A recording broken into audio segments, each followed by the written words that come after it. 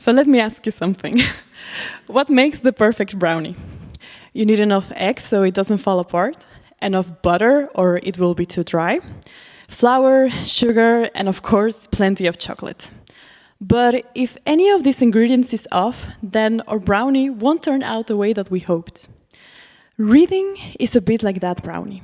We need our visual system to see and recognize letters, our language system to match those letters into sounds, and our attention and memory to hold everything together until reading becomes automatic.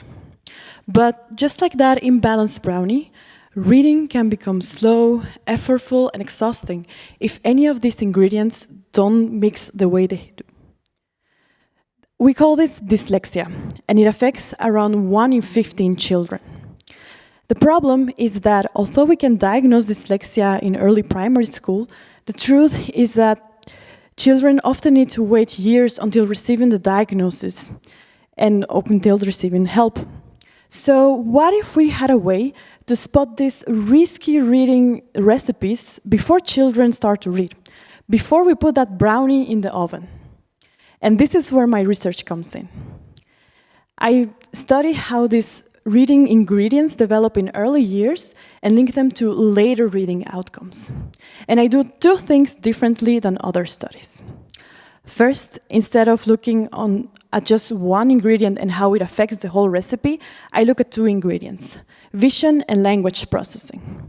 For this, I measure brain responses using EEG, a non-invasive tool that records tiny brain signals while children simply listen to sounds and watch videos.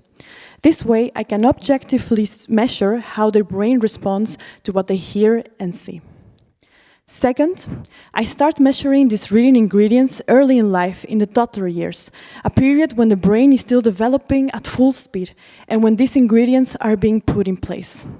So in other words, I test whether toddlers with risky reading recipes are also the children that later struggle with reading. So far, we've seen that toddlers' brain signals indeed look different from preschoolers, showing just how fast these systems develop. And so by spotting risky reading recipes early in life, we can open the door for early support before reading ever becomes a struggle. So more children can come into the class ready to bake their own perfect brownie.